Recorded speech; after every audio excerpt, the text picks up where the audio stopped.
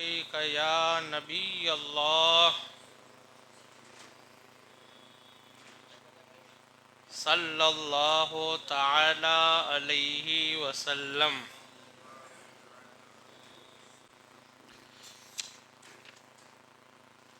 حضرت لقمان حکیم اپنے بیٹوں کو بطور نصیحت فرماتے ہیں کہ جھوٹ مت بولنا، اگرچہ جھوٹ چڑیا کے گوشت کی طرح لذیذ ہوتا ہے، لیکن ذرا سے جھوٹ کی برائی جھوٹ بولنے والے کو ہلاک اور برباد کر دیتی ہے۔ ابھی حضرت لقمان حکیم جو تھے، بڑے آپ کی جو باتیں ہیں وہ بہت مشہور ہے کہ آپ نے جتنی بھی باتیں کی ہے ساری باتوں میں ایسی حکمتیں ہوا کرتی تھی کہ اگر آدمی آپ کی باتوں کو سمجھ لیتا ہے تو وہ کامیاب ہو جاتا تھا، ان کی باتوں میں اتنا اثر ہوتا تھا۔ تو وہی حضرت لقمان حکیم اپنے اولاد کو، اپنے ذریت کو آپ کہتے ہیں کہ جھوٹ مت بولنا، اگرچہ جھوٹ بولنا چڑیا کے گوشت کی طرح لذیذ ہوتا ہے۔ جو چڑیا ہوتا ہے اس کا جو گوشت ہوتا ہے بڑا لذیذ ہوتا ہے، تو آپ کہتے ہیں کہ اس کی طرح یہ جھوٹ لذیذ لگے گا، آپ کو تھوڑی دیر کے لیے ایسا لگے گا کہ میں کامیاب ہو گیا اور میرا کام بن گیا اور میں نے بازی جیت لی اور لوگوں کو میں نے بیوقوف بنا لیا، یا لوگوں سے میں نے اپنا کام نکلوا لیا۔ آدمی کو تھوڑی دیر کے لیے اچھا لگتا ہے، لیکن اچھا دوسری بات، جھوٹ ایک ایسا عمل ہے کہ جھوٹ بولنے والا جو ہوتا ہے وہ لوگوں کی نظروں میں تھوڑی دیر کے لیے جیت جاتا ہے، بازی جیت جاتا ہے، لیکن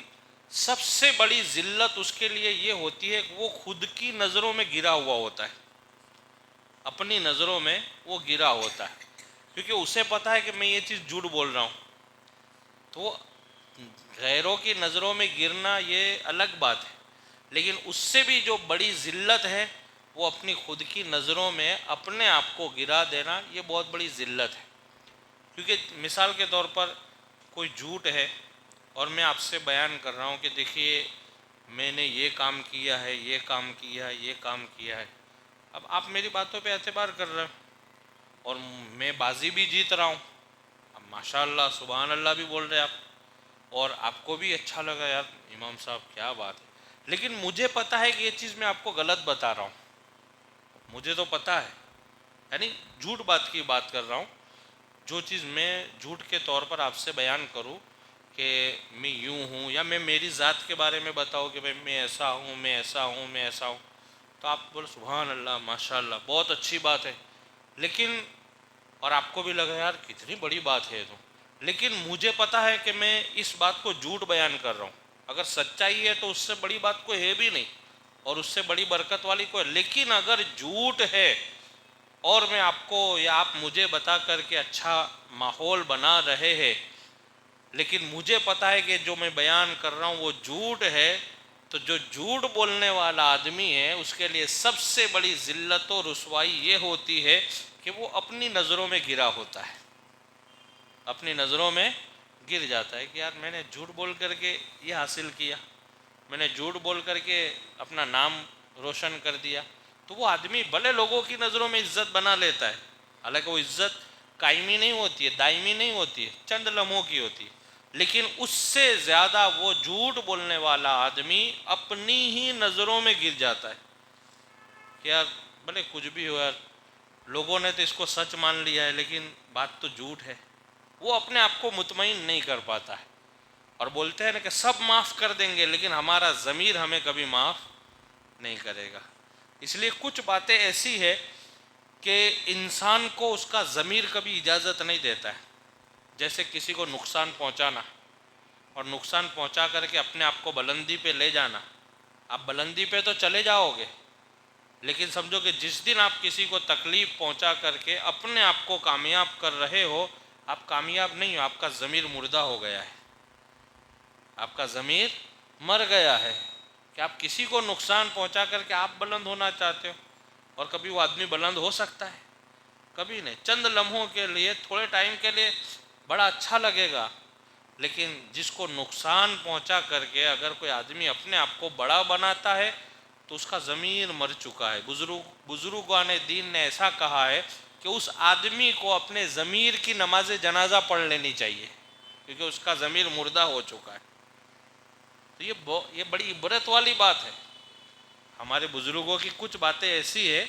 کہ اس کو آدمی اگر غور و فکر کرے تو وہ گناہ کبھی کرے گا نہیں۔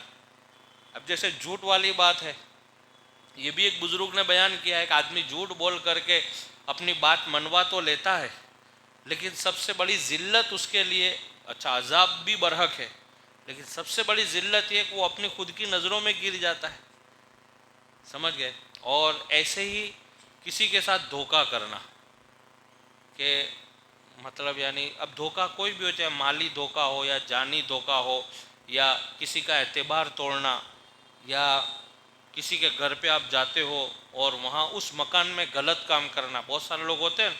کہ آپ اس کے دوست ہیں یا آپ میرے دوست ہیں یا آپ مجھے اپنے گھر میں بلا رہے، آپ کو میں اپنے گھر میں بلا رہا ہوں، اور پھر اس کے ساتھ دھوکہ کرنا۔ تو وہ آدمی تھوڑی دیر کے لیے سمجھتا ہے کہ میں چالاک کتنا ہوں، وہ مجھ پہ بھروسہ کر رہا ہے اور اس کو پتہ ہی نہیں چل رہا ہے، لیکن حقیقت میں بھروسہ نہیں۔ بات یہ ہے کہ اس نے تم پر اعتبار کتنا کیا ہے۔ بات یہ ہے کہ جس کے ساتھ تم نے دھوکہ بازی کی ہے اور تم یہ سمجھ رہے ہو کہ اس کو پتہ ہی نہیں چل رہا ہے، پتہ چلے یا نہ چلے، لیکن بات یہ ہے کہ اس نے تم پر اعتبار کتنا کر دیا تھا کہ وہ اس بات کی تحقیق تک نہیں کر رہا ہے اور آپ پہ بھروسہ کر کے بیٹھا اور آپ اس کا بھروسہ اندرونی طور پر توڑ رہے ہو۔ تو یہ بھی بڑی ذلت والی بات ہے۔ تو حضرت لقمان حکیم اپنے بیٹوں کو کہتے ہیں جھوٹ مت بولنا، اگرچہ لذیذ لگے، مٹھاس ہے اس میں، تھوڑی دیر کے لیے ٹیمپرری اس میں کامیابی ہے، تھوڑی دیر کے لیے وقتی طور پر آدمی اپنی بازی جیت جاتا ہے، لیکن ذرا سے جھوٹ کی برائی جھوٹ بولنے والے کو ہلاک اور برباد کر دیتی، وہ آدمی کبھی کامیاب نہیں ہو سکتا۔ میرے پیارے آقا صلی اللہ علیہ وسلم کے پیارے دیوانوں، حضرت لقمان حکیم اپنے بیٹوں کو جھوٹ سے بچنے کی نصیحت فرماتے ہیں، جبکہ ہم اپنے بچوں کو خود جھوٹ بولنا سکھاتے۔ ہمارے بزرگ جو گزرے ہیں وہ لوگ بچوں کو سچ بولنے کی تلقین کرتے اور جھوٹ بولنے سے منع کر، لیکن ہمارے گھروں میں آج اس کا الٹا ہے۔ بچہ اسکول نہیں جاتا ہے، چھٹی نہیں کرتا، بچہ پوچھتا ہے کہ پاپا ممی ٹیچرز وغیرہ پوچھیں گے تو میں کہتا ہوں ہم کیا کہتے ہیں معلوم، سکھاتے، بول دے رہا بیمار ہو گئے تھے، حالانکہ بچہ بیمار نہیں ہوا تھا، یا تو ہم کسی وجہ سے ہاں اگر بیمار سچائی ہے تو کوئی حرج نہیں ہے،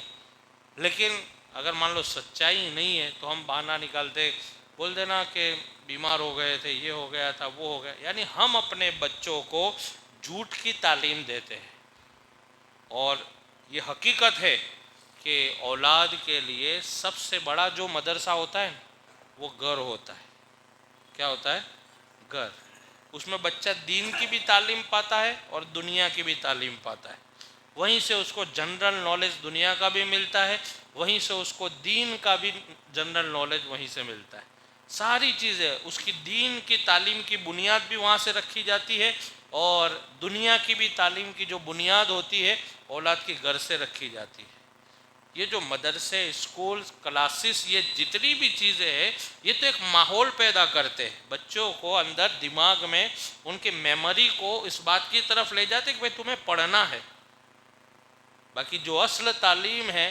کہ جو بچے کے ایک ایک خون کے قطرے پر جو اثر ہوتا ہے وہ گھر کا علم اثر کرتا ہے۔ اب اس میں اگر میں گالی بولتا ہوں تو میرا بیٹا گالی بولے گا، اگر میں جھوٹ بولتا ہوں میرا بیٹا جھوٹ بولے گا، اگر میں نماز پڑھتا ہوں میری اولاد نماز پڑھے گی، اگر میرے اندر قرآن پاک کی تلاوت کرنے کی عادت ہے میری بچے بھی تلاوت کریں گے۔ یعنی جس چیز کو میں اپنے آپ کے لیے فالو کر رہا ہوں میری آنے والی نسلیں بھی اس کو فالو کرے گی، اور یہ حقیقت ہے۔ ابھی آپ دیکھ رہے ہوں گے جو ہمارے گھروں کا جو ماحول ہے، آپ دیکھ رہے ہوں گے اب موبائل میں خود اتنا چلا رہا ہوں تو میرے بچے کیا کریں گے اب آپ اندازہ لگاؤ، اور میں ان کو کیا ڈانٹوں گا، کیونکہ میں خود لے کر کے بیٹھا ہوا ہوں، رات کو ایک ایک دو دو بجے تک موبائل چلا رہا ہوں، تو میں میرے بچوں کو کیا ڈانٹوں گا؟ سمجھ میں آ رہی بات؟ میں گالیاں بول رہا ہوں، اچھا مان لو کہ ہوتا ہے باپ باپ ہوتا ہے، وہ ماں ماں ہوتی ہے، وہ اپنے بچوں کو تعلیم دیتے گالی مت بولو، لیکن وہ خود ہی گالی بول رہے ہیں۔ تو بھلے آپ بچوں کو روک رہے ہو، لیکن آپ کے بولنے کا جو اثر ہے وہ بچوں کے مزاج اور ان کے اخلاق پر مؤثر ہوتا ہے، اس کے اثر ہوتے ہیں اس کے۔ آپ جو چیز جیسی کرو گے اس کے اثر ہوں گے کہیں نہ کہیں۔ تو یہ جو ہمارا گھر ہے وہ ہمارے بچوں کے لیے اعلیٰ ترین کالج بھی ہے اور اعلیٰ ترین دارالعلوم بھی ہے۔ یہ جو ہم جتنے بھی مدارس اور اسکول اور کالج اور کلاسز وغیرہ چلتے ہیں، وہ تو صرف ہمارے بچوں کو ایک ذہن دے رہے ہیں، ان کو صرف ایک پٹری پہ لا کر کے کھڑے کرتے ہیں کہ آپ کو اس طریقے سے چلنا ہے، آپ کو پڑھنا ہے، آپ کو اس طریقے سے، یعنی ایک مجاز بنا رہے۔ باقی اصل جو چیز ہے وہ ہمارے گھر سے پیدا ہوتی ہے۔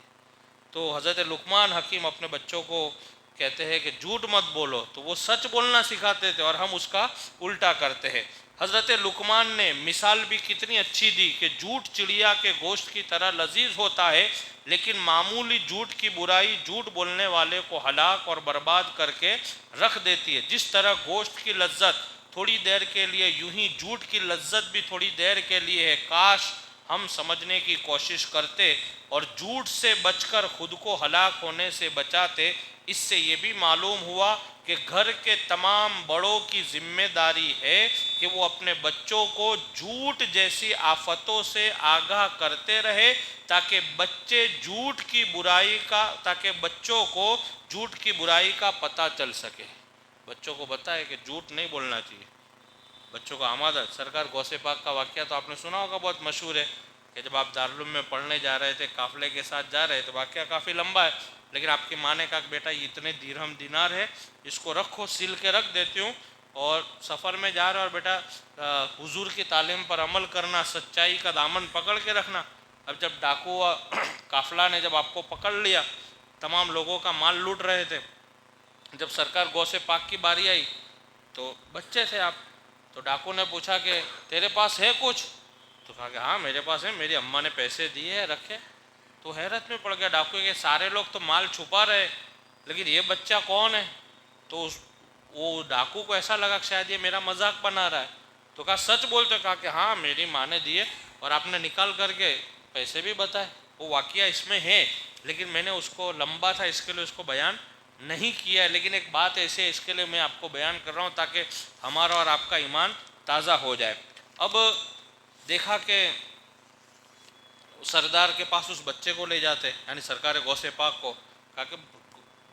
سردار ہمارے لوٹنے والے قافلے میں ایک بچہ ایسا ہے اور وہ کہتا ہے درہم، تو کہا بتاؤ۔ جب کھولی گئی تو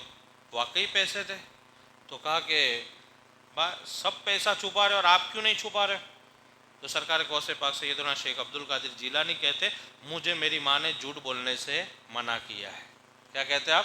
جھوٹ بولنے سے منع کیا ہے۔ تو پھر بعد میں ایک جو ڈاکوؤں کا سردار تھا، اس کو وہ بات دل پر اثر کرتی ہے کہ ایک بچہ ہو کر کے سچائی کا اتنا دامن پکڑ کے رکھا ہے کہ مال لوٹنے والا ہے لیکن سچائی کا دامن نہیں چھوڑتا ہے۔ تو ڈاکوؤں کو یہ ہوا کہ ہم تو اپنے رب کی نافرمانی کتنے سالوں سے کر رہے ہیں، کتنے لوگوں کا مال ہم نے لوٹا ہے، کتنے لوگوں کو تکلیف پہنچائی ہے، کتنے لوگ یہاں سے بے بس اور بے سہارا ہو کر کے چلے گئے، روتے ہوئے گئے ہمارے سامنے۔ تو اس کو وہ بات دل پر لگتی ہے، اور اس نے کہا کہ بچے تم کون ہو؟ کہا کہ میرا نام عبد القادر جیلانی ہے۔ کیا کہا کہ میرا نام عبد القادر، سرکار غوث پاک کا نام تھا یہ، حضرت شیخ عبد القادر جیلانی۔ تو کہا پھر آپ کے ہاتھ پر اس وقت انہوں نے تمام گناہوں سے توبہ کی، وہ ڈاکوؤں نے حضرت سیدنا شیخ عبد القادر جیلانی کے ہاتھوں پر اس زمانے میں تمام گناہوں سے، یعنی ایک سچ جو ہوتا ہے، واقعہ کافی لمبا ہے اور بھی بہت ساری باتیں، لیکن میں آپ کو یہ بات کہ سچ ایک ایسی دولت ہے کہ جو آدمی کو خود بھی مالدار بناتی ہے، اور دوسرا اگر اس کو سمجھ لے تو اللہ تعالیٰ اسے بھی مالدار بنا دیتا ہے۔ اللہ سے دعا ہے کہ اللہ رب العزت مجھے اور آپ تمامی حضرات کو سچائی پر عمل کرنے کی توفیق عطا فرمائے۔